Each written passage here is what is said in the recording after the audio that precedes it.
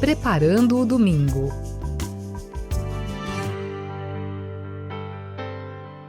Olá, bem-vindo, bem-vinda a mais um encontro Preparando o Domingo.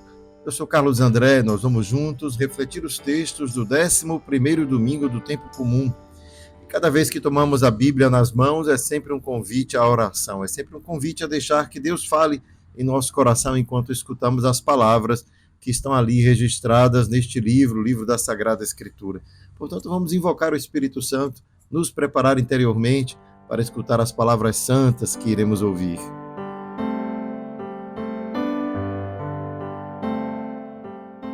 Venha Espírito do Pai e do Filho, venha Espírito de amor, venha Espírito de infância, de paz, de confiança e de alegria. Vem alegria secreta que brilhas através das lágrimas do mundo. Vem Espírito Santo, vida mais forte que nossas mortes. Vem Pai dos pobres e advogado dos oprimidos. Vem luz da eterna verdade e de amor derramado em nossos corações. Permanece em nós, Santo Espírito de Deus. Não nos abandones, nem no duro combate da vida, nem no momento em que tocarmos o final da caminhada. Vem, Santo Espírito de Deus. Amém.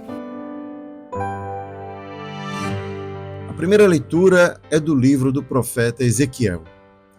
Assim diz o Senhor Deus: eu mesmo tirarei um galho da copa do cedro, do mais alto de seus ramos arrancarei um broto, e o plantarei sobre um monte alto e elevado. Vou plantá-lo sobre o alto monte de Israel. Ele produzirá folhagem, dará frutos e se tornará um cedro majestoso. Debaixo dele pousarão todos os pássaros, à sombra de sua ramagem as aves farão ninhos.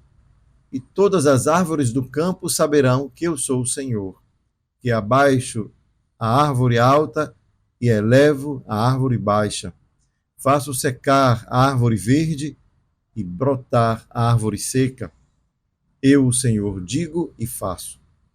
Esse trecho da profecia de Ezequiel, que é a primeira parte do livro do profeta Ezequiel, quando ele ainda está ali anunciando aquilo que deveria, digamos, ser um motivo de reconciliação do povo de Israel com o seu Deus. Isto é, um chamado, um convite à conversão.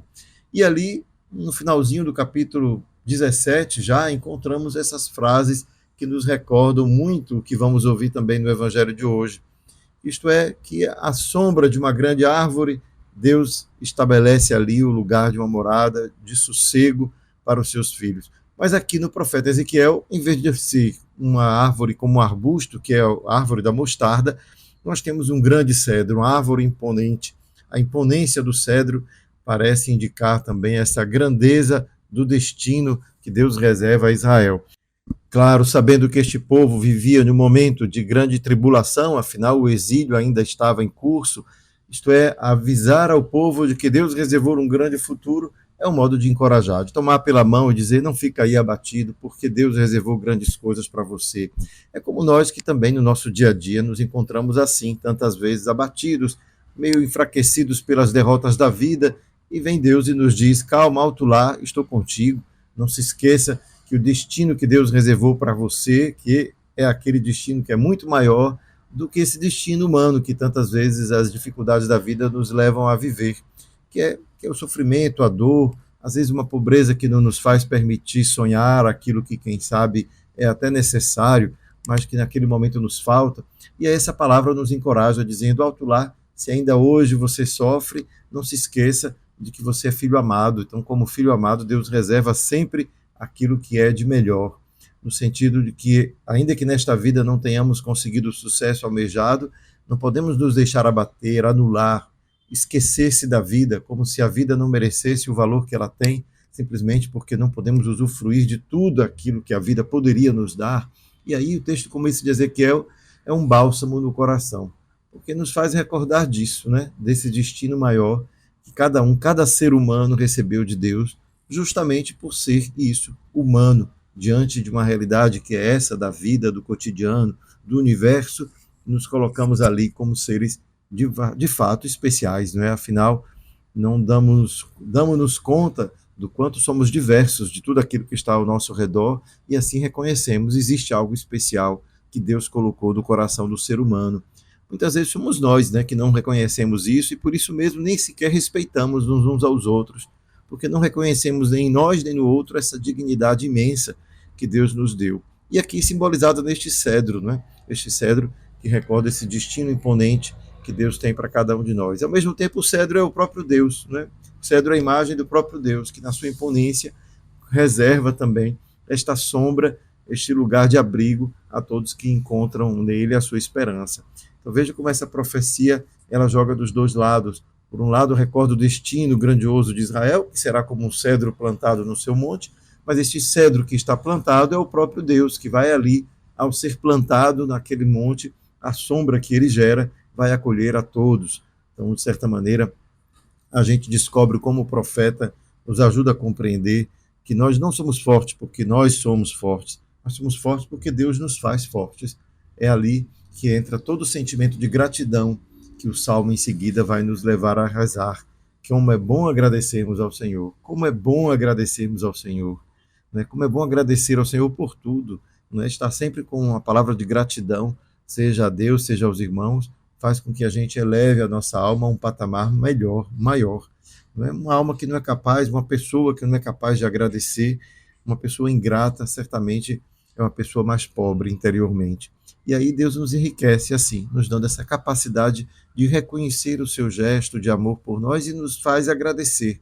E agradecer, claro, a Ele, mas todos aqueles que de alguma maneira são instrumentos de Deus na vida da gente, né? Porque são para nós este rosto fraterno, amoroso de Deus que nos vê constantemente com amor. É ali, então, que a gente vai encaminhar nossa leitura para o que São Paulo vai dizer na carta aos Coríntios. Olha que bonito esse texto da segunda carta de São Paulo aos Coríntios. Irmãos, estamos sempre cheios de confiança e bem lembrados de que, enquanto moramos no corpo, somos peregrinos longe do Senhor, pois caminhamos na fé e não na visão clara. Mas estamos cheios de confiança, mais uma vez ele repete, olha só, cheios de confiança, e preferimos deixar a moradia do nosso corpo para ir morar junto do Senhor. Por isso, também nos empenhamos em ser agradáveis a Ele, quer estejamos no corpo, quer já tenhamos deixado essa morada. Aliás, todos nós temos de comparecer às claras perante o tribunal de Cristo, para cada um receber a devida recompensa, prêmio ou castigo, do que tiver feito ao longo de sua vida corporal. E aí esse texto de São Paulo pode muitas vezes, pela linguagem, nos iludir, porque a gente está distante do tempo que São Paulo escreve essas coisas. E veja que São Paulo vive em um momento em que a cultura da época já começava a separar bastante aquilo que é do corpo, aquilo que não é do corpo. Mas quando a gente lê o pensamento de São Paulo e vê o que ele compreendeu da ressurreição, a gente entende que o que São Paulo está fazendo aqui é usando uma linguagem que é típica da sua época. Mas o que ele está mesmo nos recordando é que esta vida, tal qual Deus nos concede de viver, ela é uma vida que é plenamente a vida que Deus nos dá como espaço de crescimento interior, espaço onde nós vamos revelar aquilo que nós somos, isto é, toda a grandeza espiritual, humana, que cada um de nós é capaz de desenvolver, é nesta vida que seremos capazes de desenvolver. Não devemos esperar uma outra vida para que começássemos a vivê-la. Pelo contrário, essa outra vida, quando chegar, é consequência dessa que tenhamos vivido aqui. Então, nesse sentido, a gente entende que essa linguagem de Paulo, que fala peregrinos longe do Senhor enquanto moramos no corpo, não está fazendo uma oposição entre corpo e espírito. Afinal, o que é a ressurreição de Cristo, senão o seu corpo glorioso, ou um corpo espiritual, isto é espiritual, mas continua corpo. Isto é, existe uma afeição que nos conecta diretamente à vida que nós estamos vivendo. Afinal, quando nós professamos que Jesus é o Senhor, que Ele é Deus, estamos dizendo Deus tomou a forma do nosso corpo, dizendo é importante este corpo que nós temos, é importante esta vida que vivemos, é importante este mundo. Não vamos nos iludir, que às vezes com falsas ideias, não é? Isso é de Deus, isto é do mundo, como se o mundo e Deus fossem coisas opostas. Deus criou este mundo é para Ele. Este mundo não é de outro poder, senão do poder de Deus. ainda que nós possamos, com as nossas más condutas, nos corromper este mundo, ele continuará sendo o mundo que Deus criou por amor e o mundo no qual ele quer nos salvar. Nos salvar de quê? Do nosso egoísmo, de tudo aquilo que nos faz esquecer a nossa dignidade, a dignidade de seres humanos que somos. Por isso é bonito ver que Paulo, mesmo usando uma linguagem, que é uma linguagem típica da sua época, que é essa dicotomia corpo-alma, nós que estamos vivendo na fé que é de Paulo também, a fé no ressuscitado, descobrimos que o valor desta vida é um valor pleno. Deus não tirou o valor desta vida para dar a todo o valor a uma vida pós-morte. Não, a vida pós-morte é a continuação do valor que nesta vida tenhamos sido capazes de dar a tudo que Deus nos concedeu como um dom. E é assim, então, que a gente descobre que a gratidão que deve passar pelo nosso coração é uma gratidão que permeia todas as áreas de nossa vida. É uma gratidão que vai desde o dia que nascemos até o dia em que finalmente entregaremos nossa vida nas mãos de Deus, dizendo a Ele: obrigado, Senhor, vivi o bom combate, combati o combate da fé, que é justamente esse, né? O combate de não se deixar abater diante das dificuldades, das dores do mundo. E tudo isso é o que São Paulo está nos recordando. Deus está presente, que os combates do mundo são muitos, mas Deus continua presente ali. Né? Estamos ali, porque estamos vivendo nesta confiança de que não é vã a nossa esperança. E é assim que se conduz a vida cristã.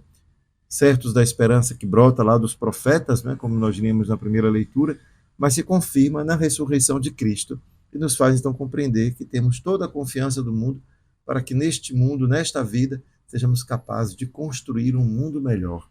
Construir um mundo melhor é o nosso desafio, porque, de fato, é assim que vamos comparecer diante de Cristo, né? Diante do tribunal de Cristo, como diz o texto de hoje, cada um para apresentar diante de Deus o que foi capaz de construir nesta única vida que Deus te deu para viver. Aleluia, aleluia, aleluia, aleluia, aleluia, aleluia, aleluia, aleluia.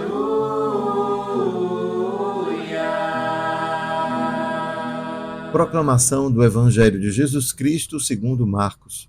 Naquele tempo, Jesus disse à multidão: o reino de Deus é como quando alguém espalha a semente na terra. Ele vai dormir e acorda noite e dia, e a semente vai germinando e crescendo, mas ele não sabe como isso acontece. A terra por si mesma produz o fruto. Primeiro aparecem as folhas, depois vem a espiga, e por fim os grãos que enchem a espiga. Quando as espigas estão maduras, o homem mete logo a foice, porque o tempo da colheita chegou. E Jesus continuou: com que mais poderemos comparar o reino de Deus? Que parábola usaremos para representá-lo? O reino de Deus é como um grão de mostarda, que ao ser semeado na terra, é a menor de todas as sementes da terra. Quando é semeado, cresce e se torna maior do que todas as hortaliças, e estende ramos tão grandes que os pássaros do céu podem abrigar-se à sua sombra. Jesus anunciava a palavra usando muitas parábolas como estas, conforme eles podiam compreender. E só lhes falava por meio de parábolas, mas quando estava sozinho com os discípulos, explicava tudo. As duas parábolas que acabamos de escutar, as parábolas em que Jesus explica o reino de Deus aos discípulos, são, na verdade, duas parábolas que se complementam, né? Porque, afinal, ele não diz o que é o reino de Deus, só diz que o reino de Deus é comparável a... Então, o primeiro é comparável a alguém que espalha a semente na terra. Isto é, para dizer que o nosso esforço em viver aquelas coisas que Jesus nos ensinou vai produzir fruto, mas não depende da gente o fruto. Não somos nós que decidimos o que vai acontecer segundo as ações que eu realizei ao longo da vida. É Deus, pertence a Deus o fruto do nosso trabalho, da nossa vida. E assim é, o reino de Deus vai crescendo dentro da gente como uma semente, que a gente não sabe bem como, mas ele vai construindo dentro de nós um lugar onde a gente pode ter esperança de viver, pode ter esperança de construir felicidade para quem está ao nosso redor, para nós mesmos. Mas isso é fruto do cotidiano, de uma vida vivida cotidianamente na esperança. A esperança de dar frutos, né? De permitir que aquilo que vamos aprendendo de Jesus possa frutificar dentro de nós em dons de alegria, dons de paz, dons de esperança. E é tudo isso que vai se tornando o reino de Deus que se estabelece no mundo graças àqueles cristãos ou àqueles que, como Cristo, viveram ao longo de sua vida. É por isso que essa segunda parte, a segunda parábola, parece conectar a primeira leitura. Enquanto que o profeta Ezequiel falava de um cedro, Jesus fala de um grão de mostarda, ou de um arbusto, afinal. A mostarda não é uma árvore, mas um arbusto. E podemos até imaginar o quanto essa diminuição do tamanho da árvore possa indicar o quanto Jesus quer convidar os discípulos a terem uma visão humilde do seu próprio trabalho. Afinal, em comparação com o cedro do profeta Ezequiel, o arbusto, que é a mostarda, indica que devemos sim considerar que aquilo que vamos fazendo com o nosso trabalho, aquilo que é a semente que vamos plantando, é Deus quem dá frutos, mas não devemos esperar grande coisa. Isto é, considerar que as nossas comunidades vão continuar sendo pequenas comunidades no seio de comunidades maiores e que ali essa pequena comunidade vai ser capaz de acolher, vai ser capaz de transmitir aqueles valores que são valores do reino. É uma maneira de nos encorajar, não nos intimidar, melhor dizendo, diante da diminuição do tamanho das nossas comunidades. Né? Em vez de grandes catedrais, pequenas comunidades onde a fé é vivida de maneira serena, calma, mas ao mesmo tempo cheia de esperança, de amor ao próximo. E tudo isso representa esta mostarda, que é esse grão minúsculo, né? Para que a gente possa reconhecer o valor das pequenas coisas, o quanto, mesmo no pequeno, no cotidiano, é ali que o meu testemunho de cristão vai frutificar e vai fazer da minha vida como um arbusto de mostarda. A minha vida pessoal vai ser capaz, portanto, de ser aquele lugar acolhedor, onde quem espera uma palavra amiga vai encontrar, onde quem espera ser compreendido e não julgado vai encontrar, quem espera um ombro e um ouvido atento a deixar que o outro seja acolhido vai encontrar. Isto é, isso é a atitude cristã que Cristo convida aqui aos discípulos, né? Uma atitude evangélica de permitir, portanto, que não seja qualquer tipo de vanglória, qualquer tipo de ousadia, qualquer tipo, até mesmo de uma certa soberba, de acreditar que, sendo cristão, podemos ser melhores do que os outros. Não, somos todos capazes de cometer os mesmos pecados, as mesmas atrocidades, e é somente a misericórdia de Deus que vai, pelo Espírito Santo, nos convencendo do contrário, de que é preciso confiar nele, de que é preciso resistir àquelas seduções que vêm do mundo, de todos os lados, né? Quando a gente procura encontrar uma palavra que nos encoraja a viver serenamente, muitas vezes a palavra que nos vem é de vingança, de ódio, de devolver na mesma moeda, de não ter piedade, de ter, ao contrário, um olhar julgador sobre o outro. E aí vem Jesus e nos diz, não, sejamos como pequenos arbustos de mostarda que acolhe. É pequeno, é uma semente minúscula, mas é capaz de acolher. Os pássaros do céu virão fazer seus ninhos nele. E assim a gente vê quantas situações do mundo de hoje exige que tenhamos um ouvido atento, um abraço acolhedor, porque são muitos os desgarrados, né, deste mundo. Desgarrados não no sentido da religião, mas no sentido do afeto, né, no sentido do amor ao próximo, no sentido de não encontrar destino para a sua demanda de amor, seu desejo de ser amado. E é tudo isso que faz a gente perceber que a vida pode ser feliz, não importa quanto gorda seja a minha conta bancária, porque conta bancária não devolve amor a ninguém, não é? E é por isso mesmo que a gente descobre esse valor imenso da fé cristã, que nos coloca no eixo, na direção certa da felicidade e da vida, não é? Perceber para onde vai o nosso coração quando a gente quer ser feliz, para o amor. Onde a gente for amado, é ali que Deus nos quer plantar nossa semente, nossa árvore. Sejamos também nós, né, uns para os outros assim, árvore plantada no amor, que permite que os seus galhos encham de paz e alegria quem dele se aproxima.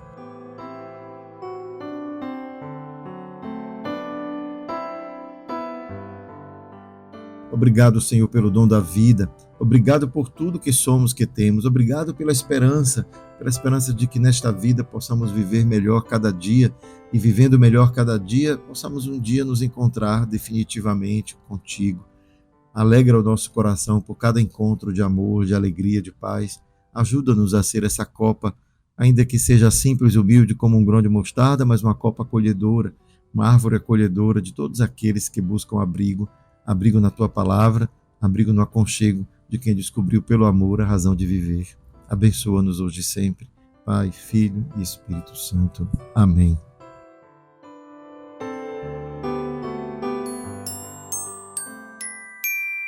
Fica a dica. A dica da semana é refletir sobre o significado de acolher. O que significa acolher o outro?